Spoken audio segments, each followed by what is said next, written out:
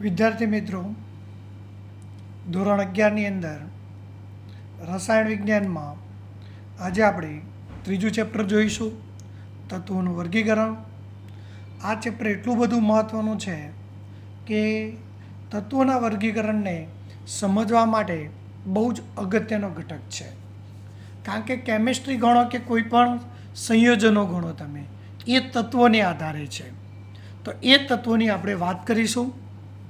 અત્યારે આપણા જોડે આધુનિક આવર્ત કોષ્ટક છે, એમાં તો ઘણી બધી ડિટેલ આપી છે, પણ આપણે વાત એવી રીતે કરવાની છે કે જે આપણે અત્યાર સુધી તત્વોની શોધ કરી, કેવી રીતે થઈ, એનો ઇતિહાસ શું હતો, એની આપણે અહીંયા વાતો કરવા માટે સમજવાનું છે. એમાં પહેલો જ આવે વૈજ્ઞાનિક હતો, એને વાત કરી હતી કે આપણું જે આધુનિક આવર્ત કોષ્ટક છે,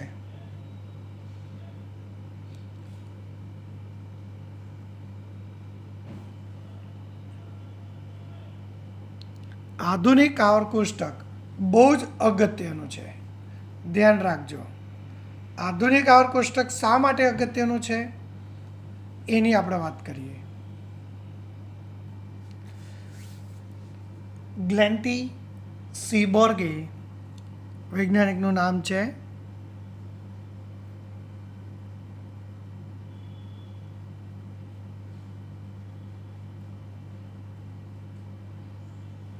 ગ્લેન્ટી સીબોર્ગે કીધું કે આધુનિક આવર્ત કોષ્ટક ખૂબ જ મહત્ત્વનું છે.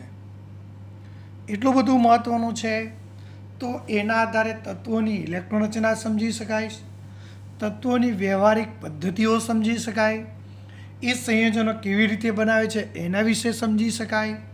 વિદ્યાર્થીઓ પણ તત્વો કઈ રીતે પ્રક્રિયા કરે છે, કઈ રીતે સંયોજનો બનાવશે એનું અનુમાન પણ કરી શકે છે, એનાલિસિસ પણ કરી શકે છે. નવા વૈજ્ઞાનિકો માટે નવા તત્વોની શોધ માટે પણ એક પ્રેરણારૂપ છે આધુનિક આવર્ત કોષ્ટક. એટલે કહે છે કે આધુનિક આવર્ત કોષ્ટક બહુ જ મહત્ત્વનું છે, જેના કારણે આજે આપણે ઘણા પ્રકારના સંશોધનો પણ એ આધુનિક આવર્ત કોષ્ટકને આધારે આપણે કરેલા છે. એટલે કીધું ગ્લેન્ટી સીબોર્ગે કે આધુનિક આવર્ત કોષ્ટક ખૂબ જ અગત્યનું છે.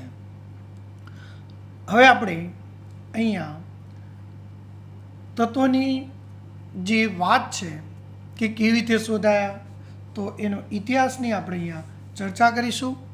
કે છે કે ઈસવીસન 1800 સુધીમાં આપણા જોડે માત્ર 31 તત્વો શોધાયા હતા, જ્યારે 1865 સુધીમાં એ તત્વોની સંખ્યા 63 થઈ અને અત્યાર સુધી કુલ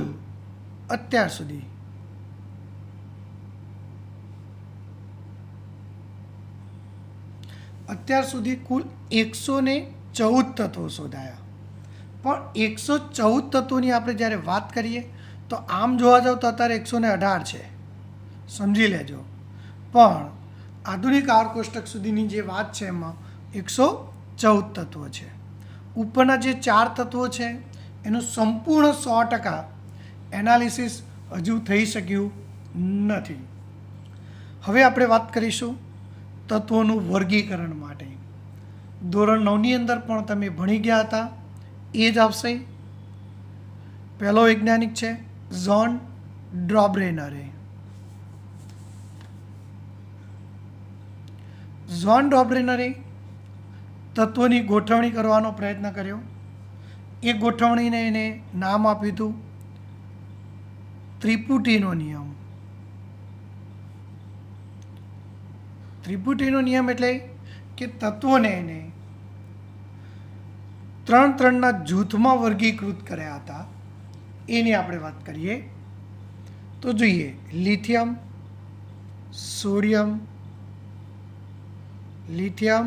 સોડિયમ અને પોટેશિયમ. આમ એ 3નું જૂથ બનાવ્યું. આનો પરમાણુ ભાર 7 હતો, સોડિયમનો 23 હતો અને પોટેશિયમનો 39 હતો. એમાં ત્રિપુટીની જે જોડ આપી જ્હોન ડાબ્રેનરે એમાં એવું કહેવામાં આવ્યું હતું કે પહેલાં તત્વ અને ત્રીજું તત્વ છે એની સરેરાશ લેશો. સરેરાશ એટલે બંનેનો સરવાળો કરો ભાગ્યા 2 કરો. 46 ભાગ્યા 2 એટલે કે 23 એ મધ્ય પરમાણુ જેટલો આવે છે. તો આ રીતે જ્હોન ડોબ્રેનરે 3-3ના ગ્રુપમાં તત્વોની ગોઠવણી કરવાનો પ્રયત્ન કર્યો. બીજી જોડ હતી કેલ્શિયમ, સ્ટ્રોન્શિયમ અને બેરિયમ. બીજી જોડ છે ક્લોરીન, બ્રોમિન અને આયોડિન. આનો પરમાણુ ભાર 40.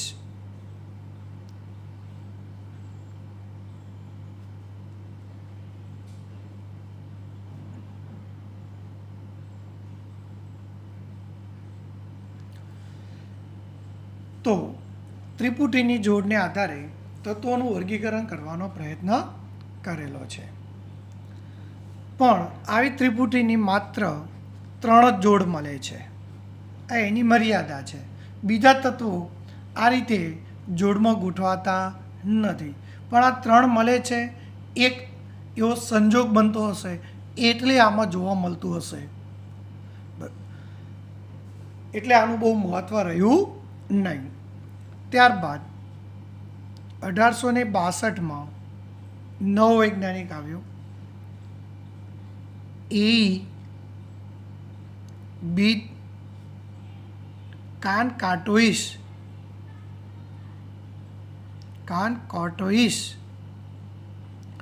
નામ તો જોરદાર જ હોય.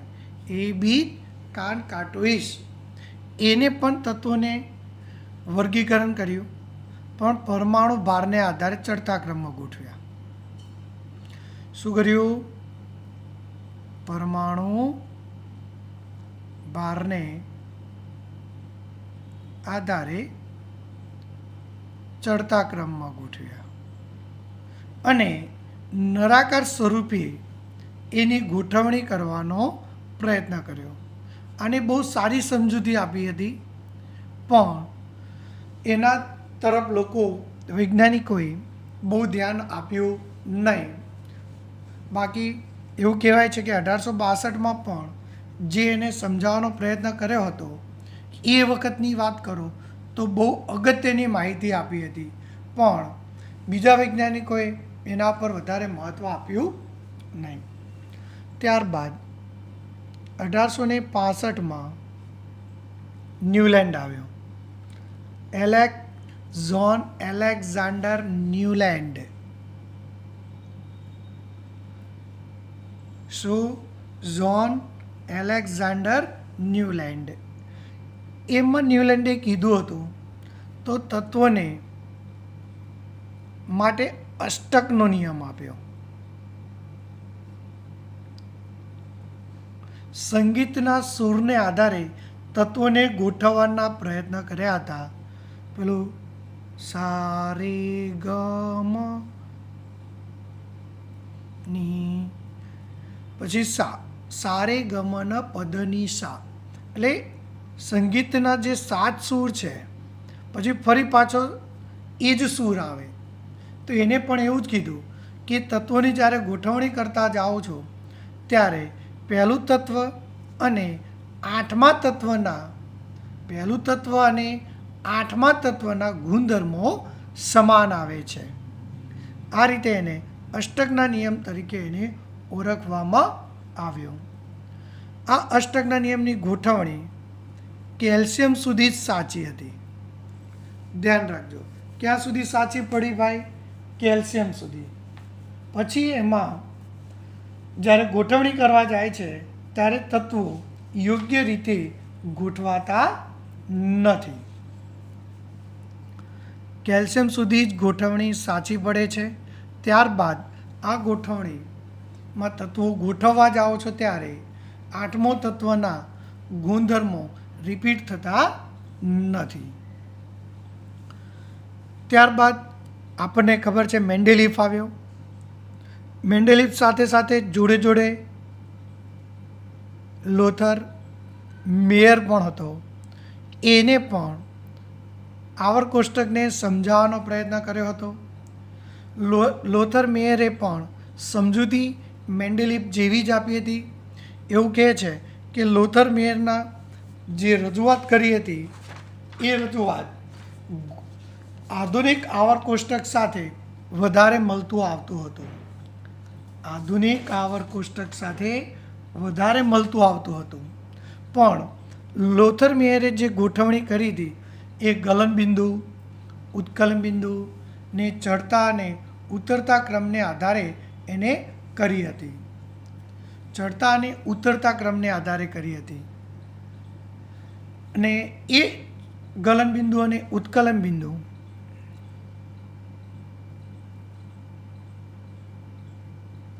વિરુદ્ધ પરમાણ્વીય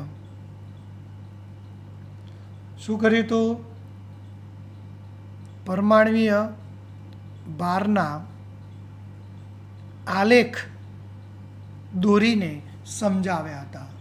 પણ આને જે રજૂઆત કરી હતી સારી હતી, પણ એ રજૂઆત મેન્ડેલિફ કરતાં પહેલાં શોધ કરી હોવા છતાં પણ એ મેન્ડેલિફ પહેલાં રજૂઆત કરી શક્યો નહીં. અને મેન્ડેલિફ પહેલાં રજૂઆત ન કરી શક્યો માટે લોથર મેયરના બદલે અત્યારે આપણે મેન્ડેલિફ આવર્ત કોષ્ટક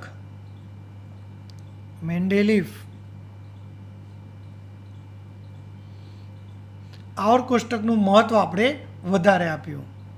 તો મેન્ડેલિફનું આવર્ત કોષ્ટક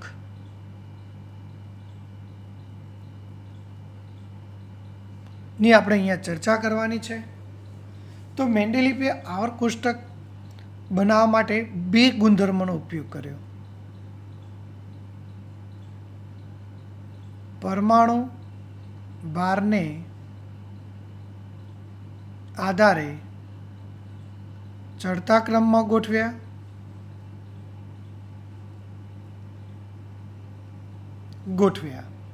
અને બીજું સમાન ગુણધર્મો ધરાવતા તત્વોને એક જ સમૂહમાં ગોઠવ્યા.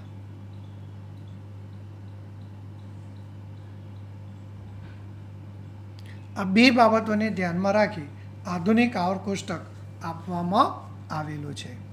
પણ પરમાણુ ભાર કરતાં સમાન ગુણધર્મો ધરાવતા તત્વોને વધારે મહત્ત્વ આપ્યું. શા માટે? તો કેટલાક ગુણધર્મો એવા હતા કે પરમાણુ ભાર હલકો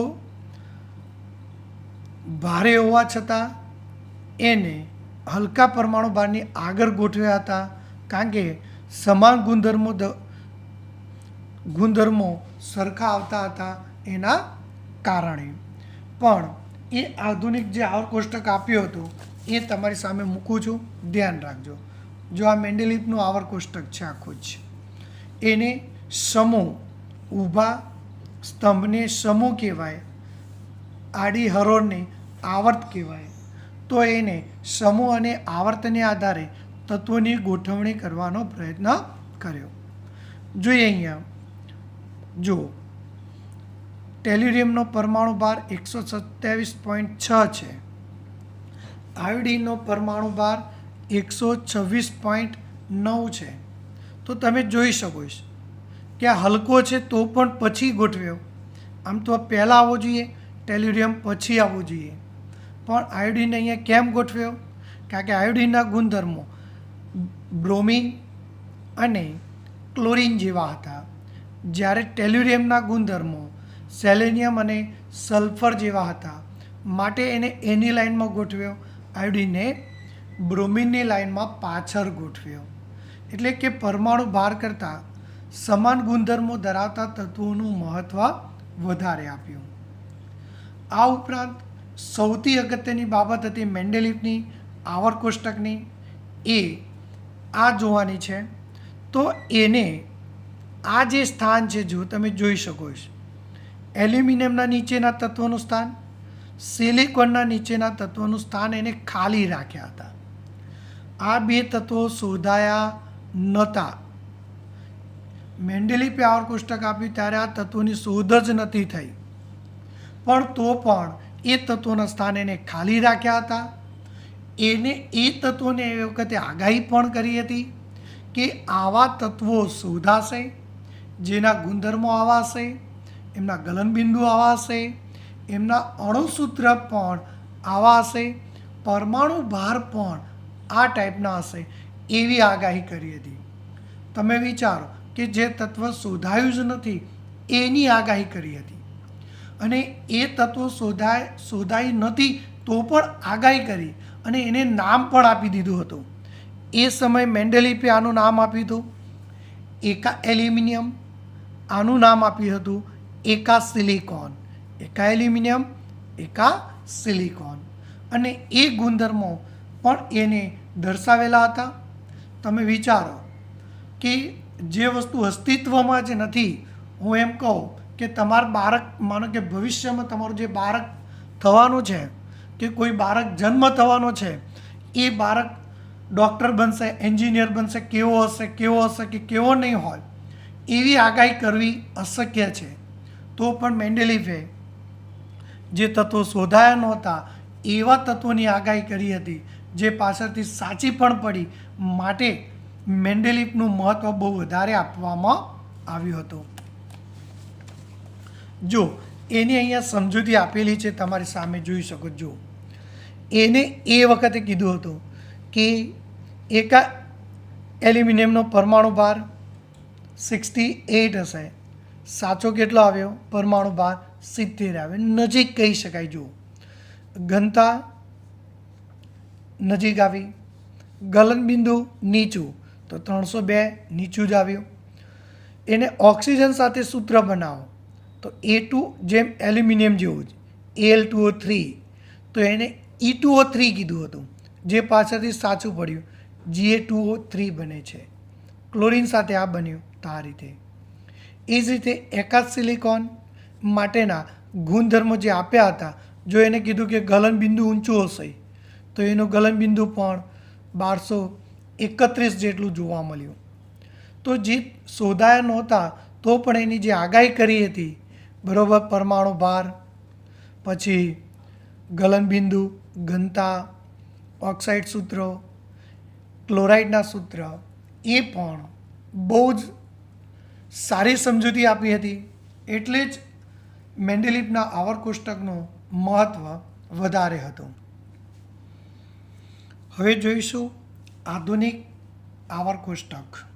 ઈસવીસન 1913માં હેનરી મોસેલે આધુનિક આવર કોષ્ટક આપ્યું. એમાં એને શું કર્યું કે દરેક તત્વનો ક્ષય કિરણ વર્ણપટ લીધો. ક્ષય કિરણ વર્ણપટ, એના પરથી તરંગ આવૃત્તિ લીધી. તો એને તરંગ આવૃત્તિનો વર્ગમૂળ વિરુદ્ધ પરમાણ્વીય ભારનો આલેખ, આવૃત્તિ વિરુદ્ધ પરમાણ્વીય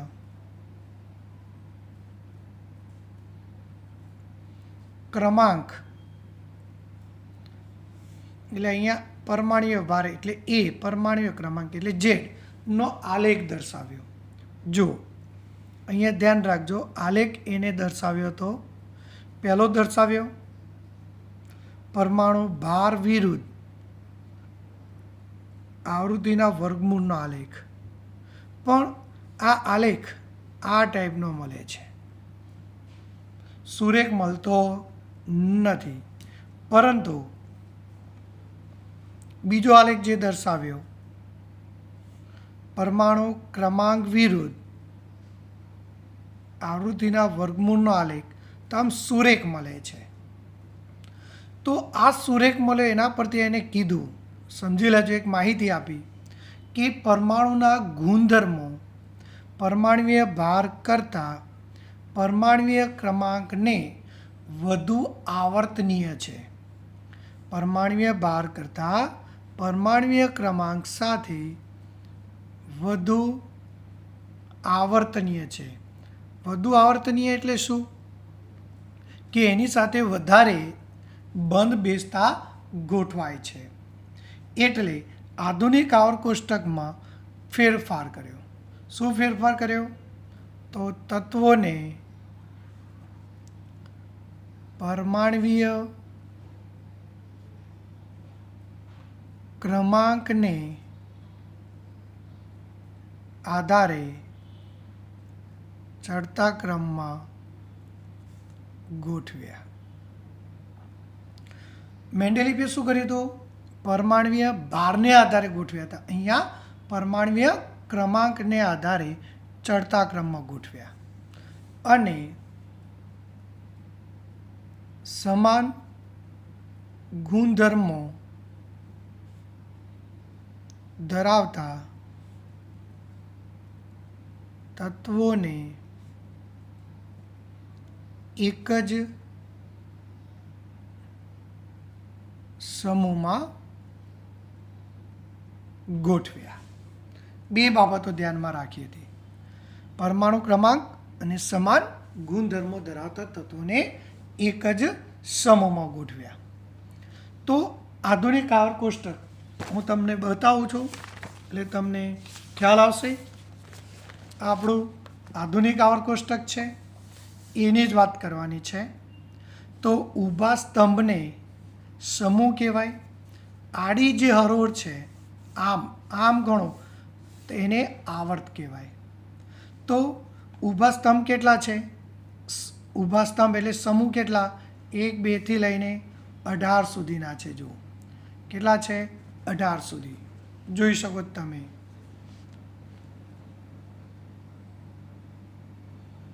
અહીંથી જોઈ શકો 1, 2 થી લઈને અહીંયા 18 સુધી તત્વો તમને જોવા મળશે. એટલે ઊભા સમૂહ. એટલે યાદ રાખજો સમૂહ કેટલા છે? 1 થી 18. આવર્ત કેટલા છે? 7. ઊભા સ્તંભને સમૂહ કહેવાય, આડી હરોળને આવર્ત કહેવાય. તો આ રીતે સમૂહ અને આવર્તમાં 114 તત્વોની ગોઠવણી કરેલી છે. એની આપણે ચર્ચા હમણાં પછી કરવાના જ છીએ. ધ્યાન રાખજો. આ ગોઠવણીમાં 6ઠ્ઠા અને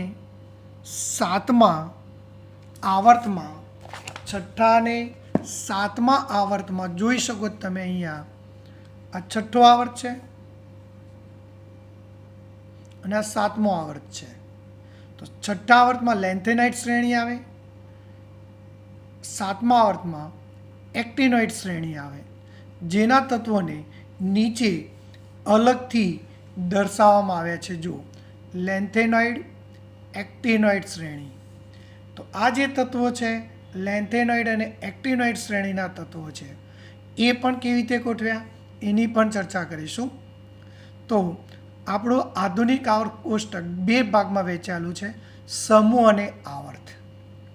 સમૂહ અને આવર્ત. અને ત્રીજી રીતે ગોઠવણી કરી છે. તો પહેલી 2 લાઈન છે એસ વિભાગની કહેવાય. આ વચ્ચેની 10 લાઈન એ ડી વિભાગની કહેવાય. આ જે પાછળનો ભાગ છે એને પી વિભાગ કહેવાય 13 થી 18. અને આ નીચે લખ્યો એને એફ વિભાગ કહેવાય. એટલે 4 વિભાગને આધારે વર્ગીકરણ કરી શકાય. એટલે કે અહીંયા વર્ગીકરણ 2 રીતે કરેલું છે, સમૂહ અને આવર્તને આધારે તેમજ એસ, પી, ડી, એફને આધારે પણ વર્ગીકરણ કરવામાં આવેલું છે. હવે આપણે અહીંયા એક અગત્યની બાબત જોવાની છે કે આવર્ત કોષ્ટક જે આપેલું છે આપણને એમાં 100 થી વધુ જે તત્વો છે એનું નામકરણ જોવાનું છે. IUPAC નામકરણ. હવે 100 થી વધુ તત્વો માટે IUPAC નામકરણ કેમ આપવામાં આવી? તો પહેલાં શું થતું હતું? તો જે વૈજ્ઞાનિક જે તત્વની શોધ કરે એ તત્વ માટે એ પોતે પોતાના નામ આપતા હતા. બરોબર? તો એ પોતાના નામને આધારે કે પોતાની ઓળખ ઝડપથી બને એટલા માટે તત્વોની પૂરતી શોધ કરતા નહોતા, પૂરતું એનાલિસિસ ન કર્યું હોય તો પણ એ પોતે એને જાહેરાત કરી દેતા કે મેં આવું તત્વ શોધી દીધું છે, જેના કારણે ઘણા પ્રશ્નો ઊભા થતા હતા. એમાંનો એક પ્રશ્ન છે 104મા તત્વનો. 104 તત્વની શોધ અમેરિકન વૈજ્ઞાનિકે પણ કરી હતી અને સોવિયત વૈજ્ઞાનિકે પણ કરી. અમેરિકન વૈજ્ઞાનિકે એનું નામ આપ્યું હતું રુધરફોર્ડિયમ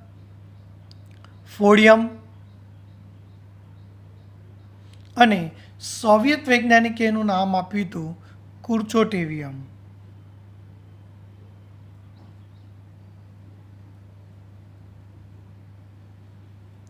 અમેરિકન વૈજ્ઞાનિકે શું નામ આપ્યું? રુધરફોર્ડિયમ. અને 104 તત્વએ નામ આપ્યું કુર્ચોટેવિયમ. પણ એક સોવિયત વૈજ્ઞાનિક હતો. પણ પ્રશ્ન એ થયો અહીંયા કે કયું નામ રાખવું, તો એના કારણે ઘણા મોટા પ્રશ્નો ઊભા થયા. એના કારણે ઘણા બધા પ્રશ્નો સામનો કરવો પડ્યો. જે વર્લ્ડ લેવલ જે આપણી સંસ્થાઓ છે જે નક્કી કરે છે કે કોને મહત્ત્વ આપવું એમ.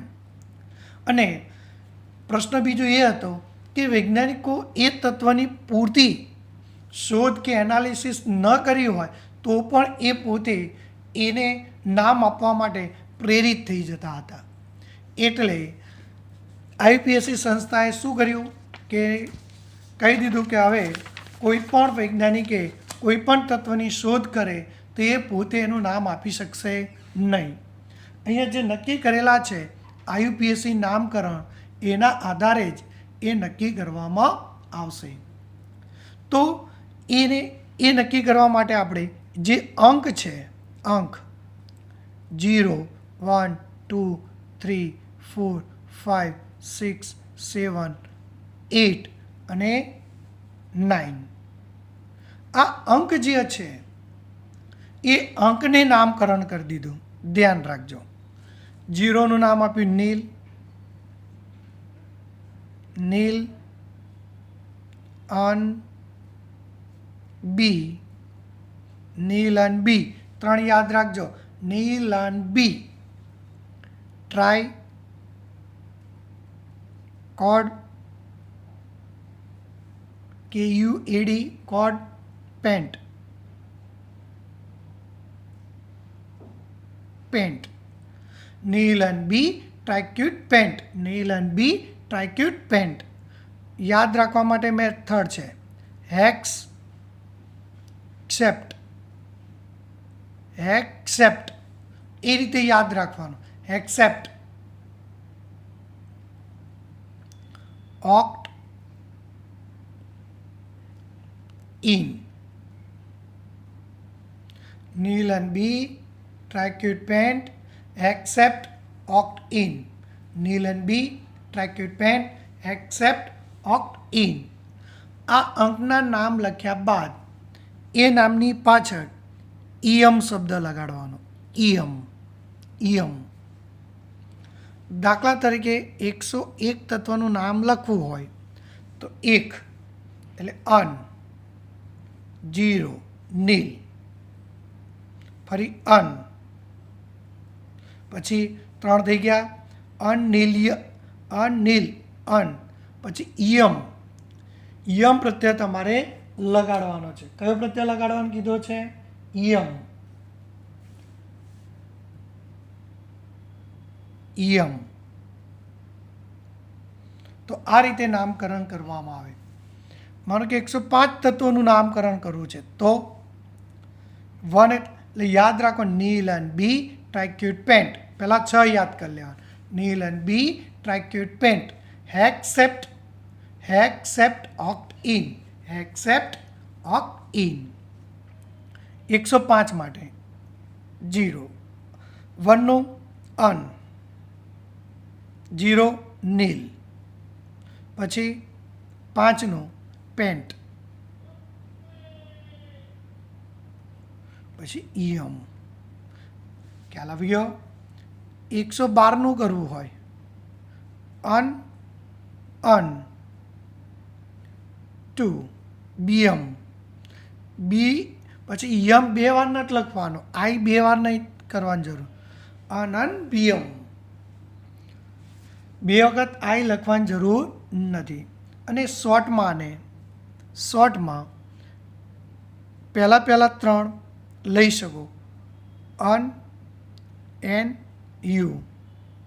આનું લેવું હોય તો યુ એન પી, આનું લેવું હોય તો યુ બી. તો આ રીતે કોઈપણ તત્વોની આયુપીએસસી નામકરણ કરવાનું. તો આ આયુપીએસસી નામકરણ છે, ધ્યાન રાખજો. આ રીતે આપણે અન્ય તત્વો માટે પણ જોઈ શકાય. તમે જોઈ શકો છો 108 હોય તો અન, નીલ, અને 8 માટે શું છે? ઓક્ટ, તો ઓ, ઓક્ટિયમ. તો એ રીતે એના નામકરણ કરેલા છે, તમે જોઈ શકો છો. કોઈ વખત ટૂંકો પ્રશ્ન કે થિયરી માટે પૂછાતું હોય એ ધ્યાન રાખવાનું છે. 110 અન, નીલ, નીલિયમ, નીલિયમ. તો આવા 100 બધા કોઈપણ તત્વોના નામકરણ કરી શકાય. હવે આ નામકરણમાં તમારે યાદ રાખવાનું છે અને સમજવાનો પ્રયત્ન કરવાનો છે. હવે તમારે 101 થી લઈને બીજા તત્વોના નામ પણ યાદ રાખવાના છે. એ યાદ રાખવા માટે મેં શોર્ટ ફોર્મ આપેલું છે, મેનોલોરુ ડુસિબો હામિદરા, મેનોલોરુ ડુસિબો હામિદરા, મેનોલોરુ ડુસિબો હામિદરા. મેનો, મેન્ડેલેવિયમ, નોબેલિયમ, મેનોલોરુ, લોરેન્સિયમ, રુથરફોર્ડિયમ, ડુ, ડુબનિયમ, સી, સિબોર્ગિયમ, બો, બોહરિયમ, હા, હાસિયમ, મે, મેન્ડેનેરિયમ, દ, ધર્મસ્ટાડટિયમ, રા, રોન્ટઝેનિયમ. એટલે ફરીથી એકવાર યાદ રાખજો, મેનોલોરુ ડુસિબો એટલે શું થાય કે 101, 2, 3, 4, 5, 6, 7, 8, 9, 10, 11, 111 સુધી તમે સરળતાથી યાદ કરી શકો. બરોબર? તો એ તત્વોને યાદ રાખવાનો પ્રયત્ન કરવાનો છે. મેનોલોરુ ડુસિબો હામિદરા, ફરીથી મેન્ડેલેવિયમ, નોબેલિયમ, લોરેન્સિયમ, રુથરફોર્ડિયમ, ડુબનિયમ, સિબોર્ગિયમ, બોહરિયમ, હાસિયમ, મેટનેરિયમ, ધર્મસ્ટાડટિયમ, રોન્ટઝેનિયમ, કોપરનિશિયમ. એ બીજા પાછળના વધારે યાદ કરી લેવાના. કોપરનિશિયમ, ફ્લોરોવિયમ, લીવર મોરિયમ. તો આ રીતે જુદા જુદા જે તત્વો શોધાયા છે એનું નામકરણ કરેલું છે. ચલો યાદ કરવાનો પ્રયત્ન કરો અને જાતે થોડી પ્રેક્ટિસ કરો.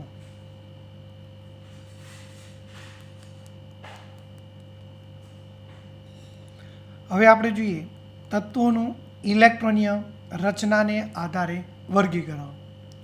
તો આવર્ત કોષ્ટકમાં તત્વોની ઇલેક્ટ્રોન રચનાને આધારે આપણે વર્ગીકરણ કરવાનું છે, જેમાં આપણે એનને કોષ કક્ષા કહેતા હતા.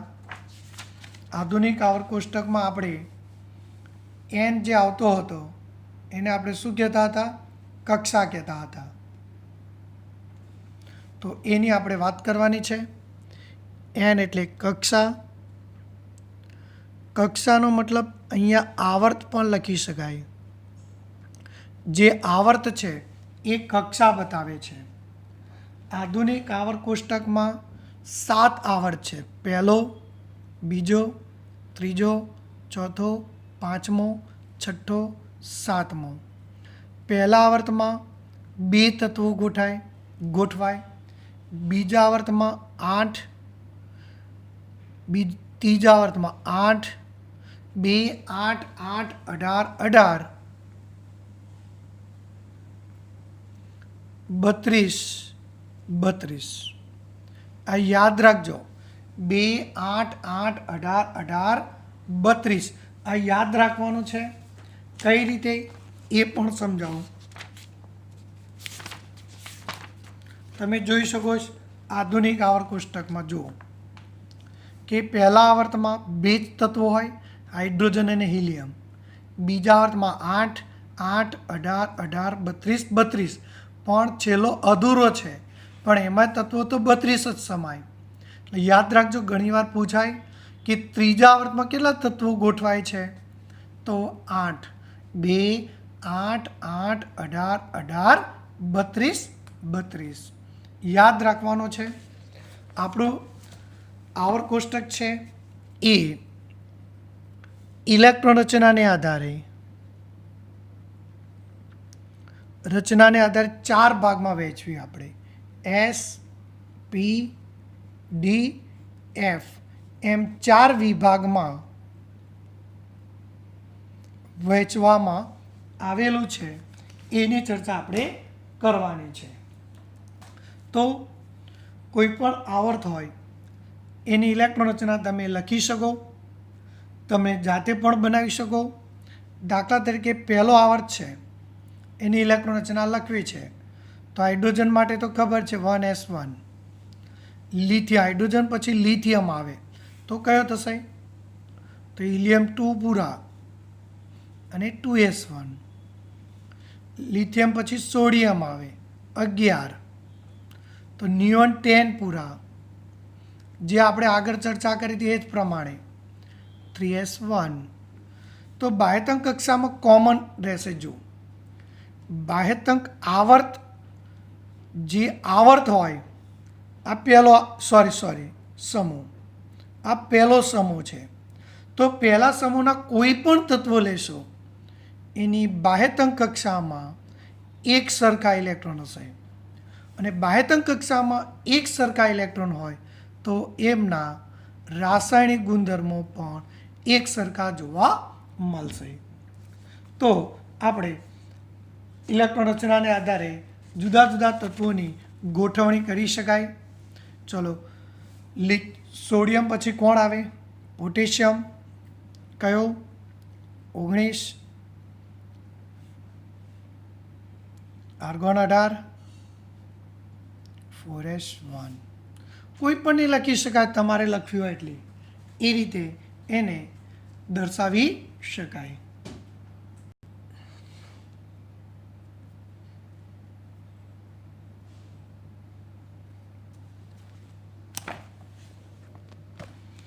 જોઈએ અહીંયા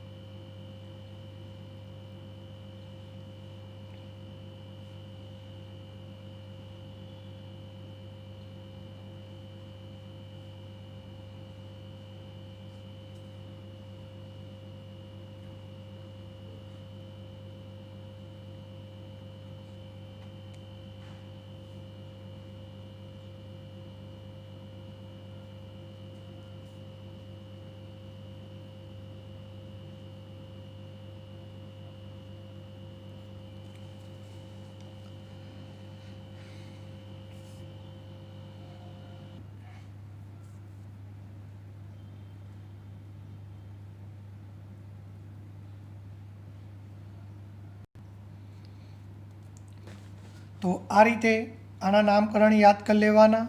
એ જ રીતે વાત કરીએ આપણે બીજો સમૂહ ઇલેક્ટ્રોન રચના NH2 છે, જેને આલ્કલાઇન સમૂહ કહેવાય. Beryllium, magnesium, calcium, strontium, barium અને radium. Strawberry, barium, magnesium, calcium, strontium, barium અને રેડિયમ. જો બે એટલે બેરિલિયમ, બી એટલે barium, beryllium, barium, beryllium, barium. બે में के